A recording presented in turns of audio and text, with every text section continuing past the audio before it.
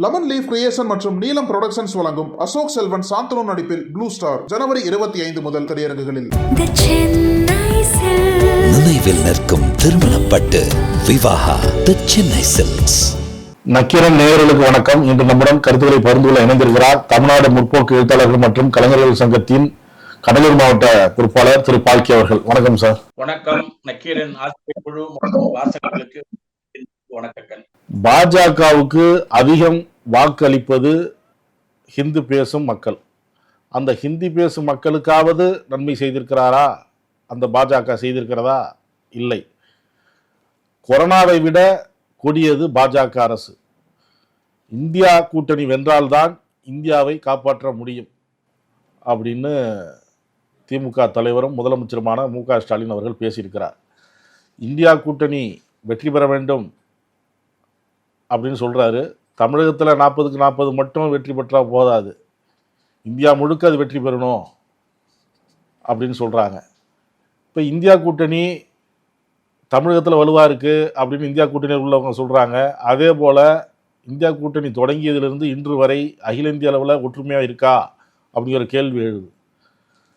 மம்தா நாங்கள் தனித்து போட்டிடுவோம், நாங்கள் மேற்கு வங்கத்தில் தனித்து போட்டிடுவோம், ஆனால் இந்தியா கூட்டணியில் இருப்போம் அப்படின்னு சொன்னாங்க. அது 2 நாட்களுக்கு முன்பு பரபரப்பானது. என்ன மம்தா தான் பிரிக்கிறாங்க அப்படின்னு. அப்புறம் அரவிந்த் கெஜ்ரிவால் அவர் டெல்லியிலலாம் ஒன்றும் பிரச்சனை இல்லை, பஞ்சாப் உள்ள ஒன்றில் மட்டும்தான் பிரச்சனை அப்படின்னாங்க. இப்போ நிதிஷ்குமார் அவர் பாஜக கூட்டணிக்கே போகிறான் அப்படிங்கிற மாதிரி. அவர் தான் இந்தியா கூட்டணி முதல்ல கூட்டம் அங்கே தான் நடந்தது பீகாரில். இப்போ அவரே நான் பாஜக கூட்டணிக்கே போகிறோம் அப்படிங்கிற மாதிரி இருக்குது. அப்போ இந்தியா கூட்டணி சிதறி விட்டது, இன்னும் எத்தனை பேர் போக போகிறாங்கன்னு தெரியல அப்படின்னு இந்தியா கூட்டணிக்கு எதிரான உள்ள கட்சிகள் விமர்சனம் கடுமையாக வைக்கிறது. இதெல்லாம் நீங்கள் எப்படி பார்க்குறீங்க? ஆரோக்கியமான கேள்வி, பதிலும் நம்ம தமிழகத்திலிருந்தே துவங்கிடலாம். இந்தியா கூட்டணியினுடைய உருவாக்கத்துல காங்கிரஸ், கம்யூனிஸ்டுகள் மூன்றாவதா பெரிய இயக்கமா பார்த்தீங்கன்னு சொன்னா தமிழ்நாட்டில் இருக்கக்கூடிய திராவிட முன்னேற்ற கழகம், திராவிட முன்னேற்ற கழகத்தோடு இருக்கக்கூடிய கூட்டணி மாநில கட்சிகள், இவங்களுடைய பங்கேற்பு தான் இந்தியா கூட்டணியினுடைய துவக்க காலத்திலிருந்தே வந்தது. இப்ப நீங்க சொல்ற இந்த 2 பேர்ல மேற்கு வங்க மம்தா பானர்ஜி, ஆம் ஆத்மி, இவங்க 2 பேருமே இந்தியா கூட்டணிக்கு வருவார்களா என்று கூட நம்ம முதல் கூட்டத்துல யோசிச்சுட்டு இருந்த போது அவங்க முதல் கூட்டத்துல பங்கேற்கல. 2வது கூட்டத்துக்கு தான் அவங்க வந்தாங்க. அது ஏன் வந்தாங்கன்னு சொன்னா நம்முடைய பழைய செய்தியை, நம்முடைய பழைய பேட்டியை கொஞ்சம் அப்படியே பார்த்தீங்கன்னா சரியா தெரியும். டெல்லியில் இருக்கக்கூடிய துணை முதலமைச்சர் இன்னமும் ஜாமீனில் வெளிவர முடியாமல் தவித்துக் கொண்டிருக்கிறார். சட்டத்துல அப்படியெல்லாம் ஜாமீன் கொடுக்க கூடாது என்பது இல்லை. ஆனால் ஆம் ஆத்மி கட்சிக்கு இருக்கக்கூடிய பலம் டெல்லி மட்டும்தான். கூடுதலா மானுடைய பங்கேற்பினால, மான் ஒன்றும் ஆம் ஆத்மி கட்சியினுடைய துவக்க கால உருவாக்க தலைவர்லாம் கிடையாது. பஞ்சாப்ல இருக்கக்கூடிய காங்கிரசனுடைய கடைசி முதலமைச்சராக இருந்தவர் பதவி ஆசை பெற்று சரியான ஒரு நடவடிக்கைகள் அந்த ஆட்சியை கொண்டு போகாததுனால மான ஆதரிக்க வேண்டிய கட்டாயத்திற்கு பஞ்சாப்ல இருக்கக்கூடிய மக்கள் தள்ளப்பட்டார்கள்.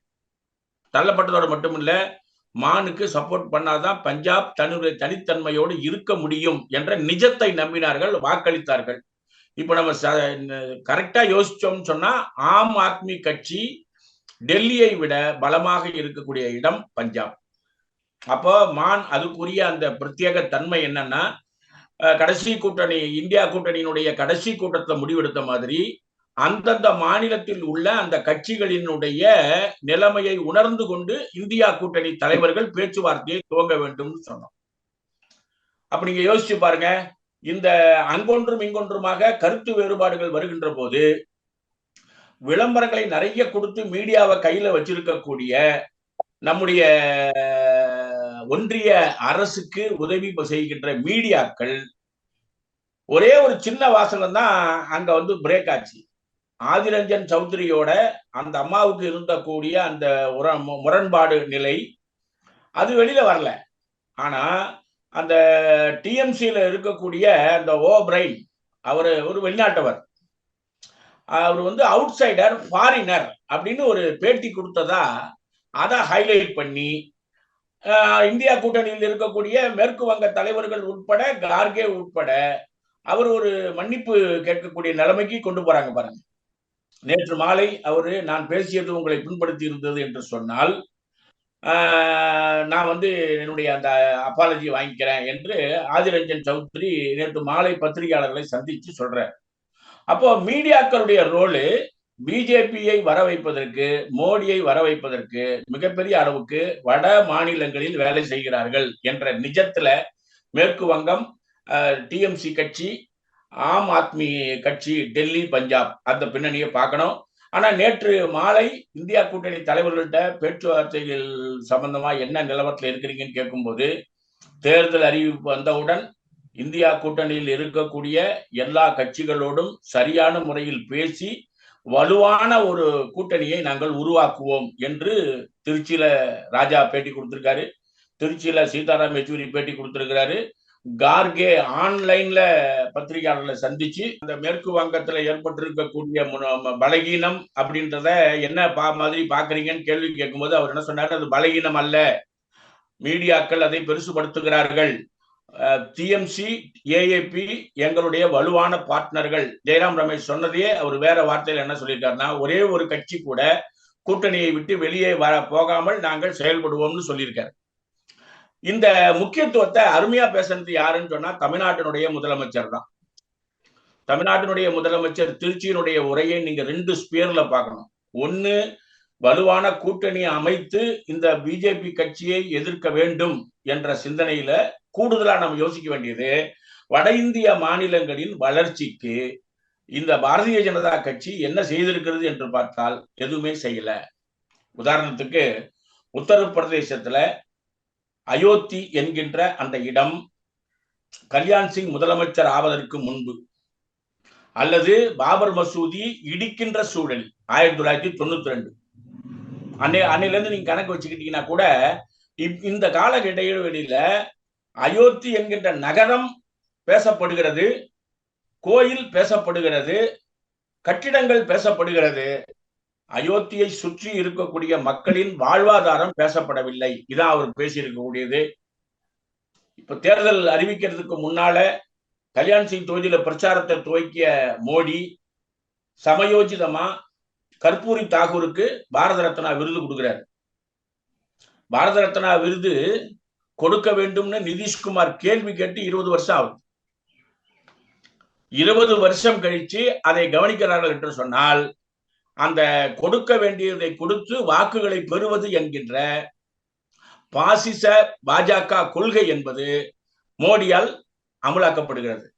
இன்னொரு படி மேல போய் பேட்டியில நம்முடைய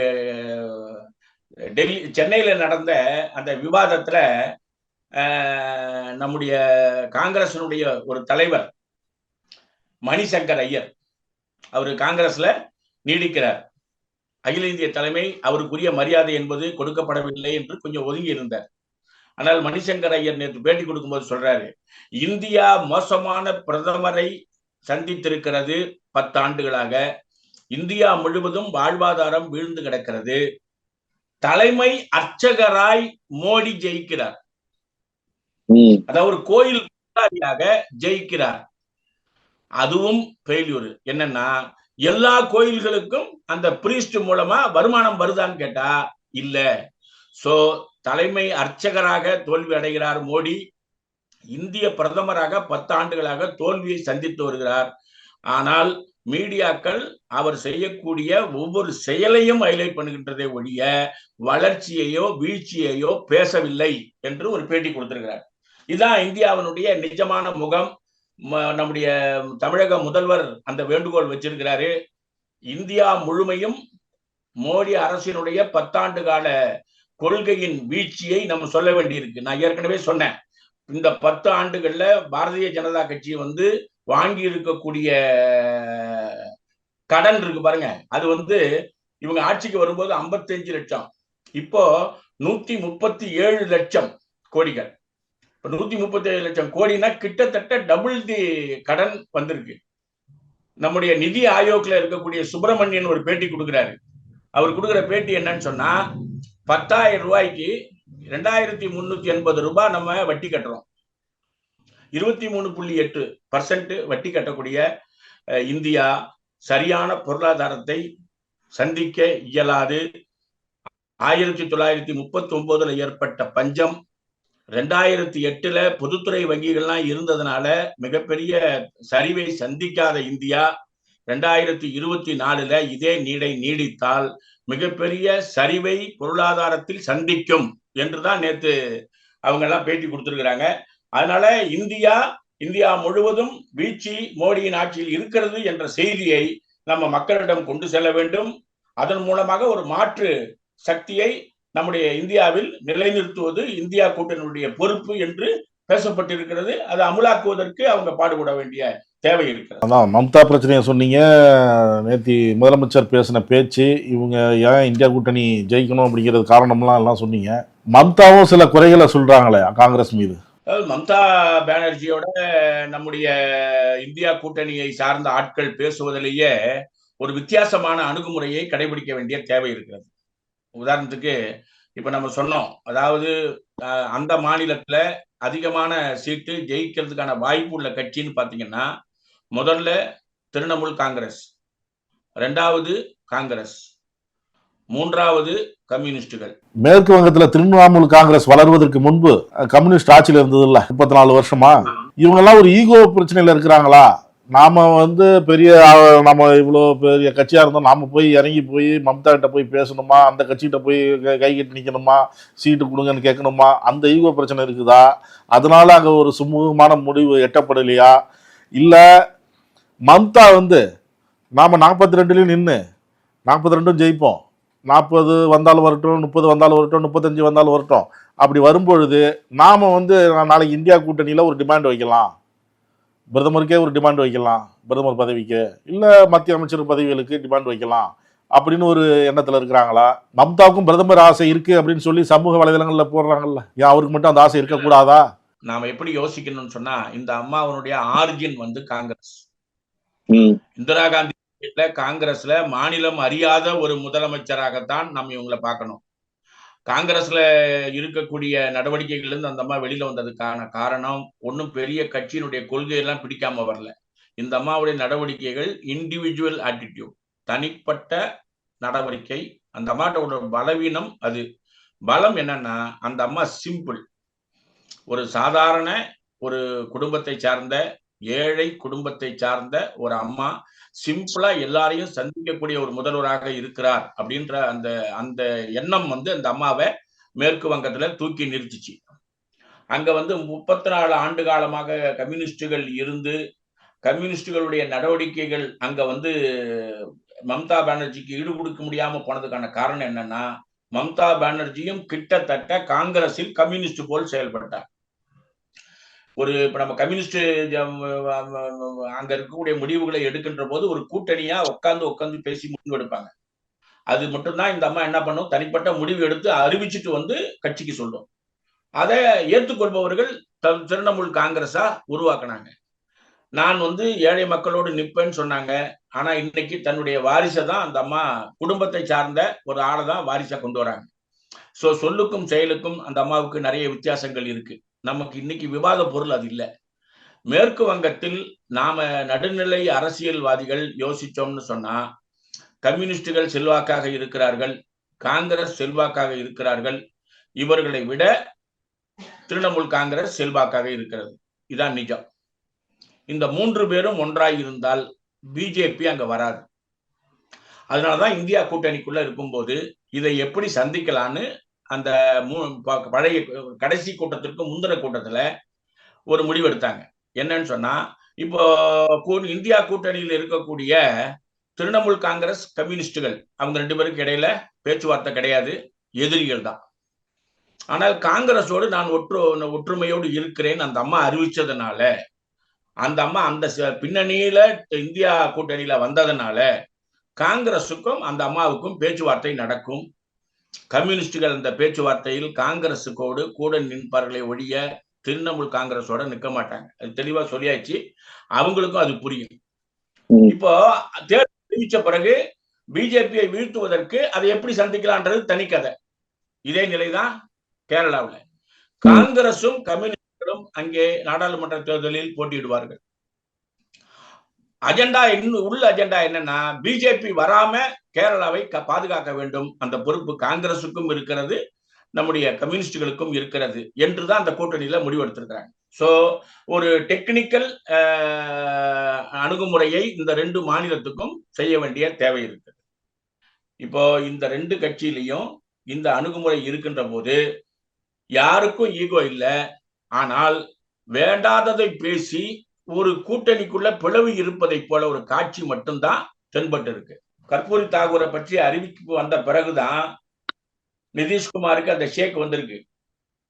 அதற்கு முன்பு அவருக்கு ஒரே ஒரு 2 பேட்டி தான் அவங்க 2 பேருக்கு இடையில விரிசல் வர்றதுக்கு காரணம். அதாவது லல்லு பிரசாத் யாதவனுடைய குடும்பத்துல 2 பையன் ஒரு பொண்ணு எம்பியா இருக்கு, இன்னொரு பையன் மந்திரியா இருக்கான், இன்னொரு பையன் துணை முதல்வரா இருக்கான். இதுல நான் முதல்வர் என்று சொல்வதில் நிதிஷ்குமாருக்கு பெருமை இல்லை. ஏன்னா லல்லு பிரசாத் யாதவ் குடும்பம் இதில் ஆதிக்கம் செலுத்துகிறது என்ற சக்தியிலிருந்து அவர் பேசுறாரு. அதை லல்லு பிரசாத் யாதவ் தலையிட்டு ஓரளவு சரி செய்திருக்கிறார். ஆனால் நிதிஷ்குமாருக்கு அதுல ஒரு ஊசலாட்டமான மனநிலை இருந்திருக்கு. பீகாருக்கு போயிருக்காங்க, காங்கிரஸ் தலைவர்கள் சந்திச்சிருக்காங்க. இன்னைக்கு சோனியா காந்தி நிதிஷ்குமார் கிட்ட பேச போறாங்க. சோ ஒற்றுமையாய் நீடிப்பதற்கான முயற்சிகள் இந்தியா கூட்டணியில எல்லா மட்டத்திலும் முயற்சிகள் மேற்கொள்ளப்படுகின்றன. முடிவு நிதிஷ்குமார் கையில தான் இருக்கு. ஏன்னா இது 3வது முறை அவர் செய்கிறார். முதல் முறை அவர் என்டிஏ கூட்டணிக்கு உதவியா இருந்தார். 2வது முறை நம்ம கிட்ட வந்திருக்கிறார். இப்ப 3வது முறை என்டிஏவுக்கு போவதற்கான வாய்ப்பு இருக்கு என்று சொல்வதற்கான வாய்ப்பை உருவாக்கி இருக்காங்க. இவங்க 2 பேரும் அந்த அது என்ன சொல்றது, பேஸ்புக் ட்விட்டர்ல பேசிக்கிட்ட விஷயங்கள் தான் மீடியால ஹைலைட் ஆச்சு. லாலு பிரசாத் நிதிஷ்குமார் சந்திக்கணும், நேரம் கட்டத்துக்கு ஒதுக்கலையாம், போன்லயும் பேசலையாம். ஆனா நிதிஷ்குமார் போய் ஆளுநரெல்லாம் சந்திச்சுட்டு இருக்காராமே, காட்சிகள் மாறுங்கிறாங்களே. கட்டத்துல லல்லு பிரசாத் யாதவ் போன்ல பேசாம நேரடியாகி வந்து சந்தித்து பேசியிருக்காரு. இன்னைக்கு சோனியா காந்தி பேசுறாங்களே, இதுக்கு மேல அவருக்கு என்ன முக்கியத்துவம்? பீகார் என்பது இந்தியாவை தீர்மானிக்கக்கூடிய ஒரு தலைநகர்லாம் கிடையாது. நிதிஷ்குமாரை எழுந்துவிடக் கூடாது என்ற நல்லெண்ணம் இந்தியா கூட்டணியில் உள்ள தலைவர்களுக்கு இருக்கிறது. அங்க இருக்கக்கூடிய அந்த பாலிடிக்ஸ் இருக்குல்ல, இப்ப அதாவது திமுகவுக்கு இங்க இருக்கக்கூடிய கூட்டணிகள் உள்ள நெருக்கம் அங்க இருக்கக்கூடிய நிதிஷ்குமாருக்கும் லல்லு பிரசாத் யாதவுக்கும் அந்த அளவுக்கு இல்ல. அது சரி செய்யப்படணும். இல்ல, இன்னொரு செய்தியும் வருது. அதாவது இந்தியா கூட்டணி உருவாக்குனாங்க, முதல் கூட்டம் பாட்னாவில் ஏற்பாடு செஞ்சது நிதிஷ்குமார். அவருக்கு ஒரு ஆசை இருக்கு, பிரதமர் கனவு இருக்கு. இதை இந்தியா கூட்டணியில் உள்ளவங்க புரிஞ்சுக்கிட்டு நீங்களே இருங்க அப்படின்னு சொல்லுவாங்கன்னு எதிர்பார்த்தாங்க. ஆனால் அந்த மாதிரி எதுவும் செய்யலை. மீண்டும் முக்கியத்துவம் இந்த பக்கம் காங்கிரஸுக்கு தான் போகுது, கார்கேக்கு தான் போகுது. அதனால அவர் அங்கே இருக்க விரும்பல. அதனால நம்ம பிஜேபிக்கே போயிடலாம். அதெல்லாம் மீடியாவுடைய கற்பனை தான். முதல் கூட்டத்துல பேசும்போது அவர்கிட்ட வச்சுக்கிட்ட கோரிக்கையே என்னன்னு சொன்னா, எனக்கு வேண்டியதில்லைன்னு அறிவிச்சவர் நிதிஷ்குமார் தான். ஏன்னா இந்த கூட்டணியினுடைய முதல் கூட்டத்துல யாரெல்லாம் ஒருங்கிணைப்பாளராக இருக்கலாம் அப்படின்ற பேச்சுவார்த்தை நடக்கும்போது இடதுசாரிகள் ஒருங்கிணைப்பாளராக நாங்கள் இருக்க மாட்டோம்னு சொல்லிட்டாங்க. இடதுசாரிகள் கூட்டணியில் எல்லா வேலையிலும் பார்ப்பாங்க. ஆனா அந்த கூட்டணிக்கான ஒரு பொறுப்பு எடுத்துக்கிட்டு ஒரு ஆள் அந்த கூட்டத்தை அட்டன் பண்ற வேலை என்பது இல்லைன்னு. அது ஏன் இல்லைன்னு கேள்வி கேட்ட போது, எங்களுக்கு ஒத்து போகாத சில கட்சிகள் இந்த கூட்டணியில இருக்கு. ஆனால் அதே நேரத்துல பாரதிய ஜனதா கட்சியை எதிர்க்க வேண்டிய அரசியல் கடமை இருக்கிறது. அதனால இந்தியா கூட்டணியில இருக்கிறோம், எல்லா பணிகளையும் செய்வோம். ஆனால் கூட்டணியினுடைய ஒரு நிர்வாகியாக செயல்படுவதில் சிரமம் இருக்கிறதுன்னு சொன்னோம், ஏத்துக்கிட்டாங்க. அதுக்கு முன்பு பாத்தீங்கன்னா கார்கே என்ற பெயர் நம்ம பேச்சிலேயே வரல. அகில இந்திய தலைவராக அவர் வந்ததுக்கு அப்புறம் ராகுல் காந்தி இதனுடைய ஒருங்கிணைப்பாளராக இருக்க வேண்டும் என்று கூட அங்கொன்றும் இங்கொன்றுமா வந்தது. பிரியங்கா காந்தி வேணும்னு வந்தது. ஆனால் யாரும் யோசிக்காத வண்ணம் நிதிஷ்குமார் எனக்கு வேண்டாம் என்று சொன்ன அடிப்படையில தான் கார்கேனுடைய பெயர் முன்மொழியப்பட்டது. அப்போத்த சுச்சுவேஷன்ல அவர் பாரதிய ஜனதா கட்சி என்ற கூட்டணிக்கு போவதை பற்றி அவர் சிந்திக்கவில்லை. இது நடந்தது கிட்டத்தட்ட ஒரு 20 நாள் தான். நடுவுல இந்தியா கூட்டணி எந்த ஒரு செயல்பாடும் இல்லாம அமைதியா இருக்குன்னு கருத்து தெரிவிச்சாரு. கூட்டம் போட்டாங்க. அதுக்கப்புறம் அதற்கான அடுத்தடுத்த நடவடிக்கைகள் எதுவுமே இல்லைன்னு நிதிஷ்குமார் கருத்து தெரிவிச்சாரு. டிசம்பர் 26க்கு பின்னால அவருடைய பங்கேற்பு இந்தியா கூட்டணியுடைய நடவடிக்கைகளுக்கு எந்த அளவுக்கு இருக்கிறது? 2 வேலையை மட்டும் செய்திருக்காரு. ஒன்னு, நம்முடைய லல்லு பிரசாத் யாதவும் அவரும் சந்தித்த போது அவங்களுக்குள்ள சில பிரச்சனைகளை அவங்க பேசி பீகாரினுடைய வளர்ச்சிக்கு என்னென்ன திட்டங்கள் பேசலாம் அப்படின்னு முடிவெடுத்துட்டு பேசிட்டு போயிருக்காங்க. 45 நிமிஷம் நீடித்திருக்கிறது. அது வேற ஒரு பஞ்சாயத்தும் பேசல. இந்த குடும்பத்தினுடைய ஆதிக்கம் அதிகமாக இருக்கிறது என்ற செய்தி இருந்ததுன்னா அது சரி செய்வதற்கான சந்திப்பு தான் அந்த சந்திப்பு. ஆனா இதெல்லாமே டிசம்பர் 25க்கு பின்னால அவர் அறிக்கை விடுறாருன்னு சொன்னா அவர் என்ன செய்திருக்கணும்? இந்தியா கூட்டணியுடைய பரவலான இந்த சப்ஜெக்டுக்கு தன்னை முன்னிலைப்படுத்தி அறிக்கைகளோ பிஜேபியை எதிர்த்து பேச்சோ வரணும்ல. அது வரலையே. பல இடங்களில் பிஜேபியை எதிர்த்து பேசாத நிர்வாகிகள்ல நிதிஷ்குமார் பெயர் மேல இருக்கு பாருங்க. அவர் சமீபத்துல செய்த அயோத்தி பிரச்சனையில அயோத்தி சப்ஜெக்ட கண்டம் பண்ணி எல்லா உறுப்பினர்களும் எல்லா நிர்வாகிகளும் அறிக்கை விட்டாங்க. நிதிஷ்குமார் என்ன செய்தார்? அப்போ அவர் அந்த பீகார் முன்னேற்றம் என்ற சிந்தனையோட ஒரு அகில இந்திய அரசியலில் தன்னை நிலைநிறுத்த முயற்சி செய்தாரு. முயற்சி கைகூடவில்லை. நீடிப்பதும் நீடிக்காததும் அவருடைய கையில தான் இருக்கு. அங்க நீங்க தனியா நின்று அவர் ஜெயிக்க முடியாது. ஒண்ணு பிஜேபியோட கூட்டணி வைக்கணும், அல்லது லல்லு பிரசாத் யாதவோட கூட வைக்கணும். நீங்க அந்த ஊர் மீடியா எல்லாம் என்ன எழுதியிருக்காங்கன்னா, ஆங்கில நாளேடுகள் என்ன எழுதியிருக்காங்கன்னா, அந்த பொண்ணு மட்டும்தான், அந்த லல்லு பிரசாத் யாதவனுடைய பொண்ணு மட்டும்தான் பதில் கொடுத்திருக்கு. துணை முதல்வர் நிதிஷ்குமாரினுடைய எல்லா நடவடிக்கைகளுக்கும் ஒத்துப்போய் கொண்டிருக்கிறார். அப்படி இருக்கும்போது இவர் இப்படி தேவையில்லாம என்டிஏவை பத்தி சிந்திப்பது சரியில்லைன்னு பேசியிருக்காங்க. ஆங்கில அதை பேசுவதை இந்தியா பூரா உள்ள செய்தியா மாத்துறதுக்கு மீடியாவால முடியல. மீடியா அந்த வேலையை செய்யாது. ஏன்னா மோடியை புகழ்பாடுவது மீடியாவுடைய ஒரு குரலா தான் அங்கெல்லாம் ஒலிக்குது. அதனால நாம பயப்பட வேண்டிய அவசியம் இல்லை. சோனியா காந்தி தலையீடு வரும். பீகார்ல ஒரு பிரேக் என்பது இல்லாமல் முயற்சி செய்யப்படும். இல்ல தன்னை பாதுகாத்துக் கொள்வதற்கு அவர் அந்த வேலையை செய்தார்னாலும் அதை கடந்து போவதற்கான வேலையை தான் இந்தியா கூட்டணி செய்ய வேண்டிய தேவை இருக்கு. மம்தா கிட்ட காங்கிரஸ் தலைவர்கள் பேசி கொண்டிருக்கிறார்கள். இப்ப இன்னைக்கு பீகார்ல நிதிஷ்குமார்கிட்ட சோனியாவே பேசுவார் அப்படின்லாம் சொல்றீங்க. அப்ப இந்தியா கூட்டணியில உள்ள அது தொகுதி பங்கீடு இந்த மாதிரி உள்ளிட்ட பல்வேறு பிரச்சனைகள் வந்தாலும் கூட்டணி உறுதியா இருக்கும் அப்படின்னு நம்புறீங்க? ஆமா, அதாவது தலைநகர் டெல்லியில இருந்து 2 ஆங்கில பத்திரிகைகள் ஒரு செய்தியை வெளியிட்டிருக்காங்க. அதுல என்ன செய்தி சொல்லப்படுகிறதுன்னு சொன்னா, இந்தியா கூட்டணியில் இருக்கக்கூடிய கட்சிகள் அனைத்தும் தனியாக சுயேட்சையாக மாநிலங்களில் செயல்படக்கூடிய கட்சிகள், அவர்களினுடைய வளர்ச்சியை இந்தியா கூட்டணி பயன்படுத்திக் கொள்ள வேண்டும். அதற்கான வழிமுறைகள் கர்நாடகா, கேரளா, தமிழ்நாடு போன்ற இடங்களில் நன்றாக தென்படுகிறது. இந்தி பேசும் மாநிலங்களில் இது சரியாக பிரதிபலிக்கவில்லையே, ஏன்? இதான் கேள்வி. டெல்லியில கேட்ட கேள்வி. அதுக்கு அவங்க பதில் சொல்லியிருக்கிறது என்னன்னா, இந்தியா கூட்டணியை சார்ந்த தலைவர்கள் சொல்லியிருக்க பதில் என்னன்னு சொன்னா, எந்த குழப்பமும் இல்லாமல் இதில் இருக்கக்கூடிய முதல் கூட்டத்திற்கு பின்பு இணைந்த கட்சிகள் உட்பட அனைத்து கட்சிகளோடும் சமயோஜிதமாக பேச்சுவார்த்தை நடத்தி எதிர்கட்சிகளின் ஒற்றுமையின் மூலம் மோடி 3வது முறை பிரதமர் ஆவதை தடுப்பதற்கான முயற்சிகள் மேற்கொள்ளப்படும். அந்தந்த மாநில கட்சிகள் அதற்கு உறுதுணையாக இருப்பதாக உறுதியளித்திருக்கிறார்கள். அகில இந்திய ஒருங்கிணைப்பாளர் கார்கே அவர்கள் பேசுகின்ற போது இந்த மாநில கட்சிகளினுடைய தலைவர்களால் இந்த உறுதிமொழி தரப்பட்டிருக்கிறது. அதனால கவலை வேண்டாம்.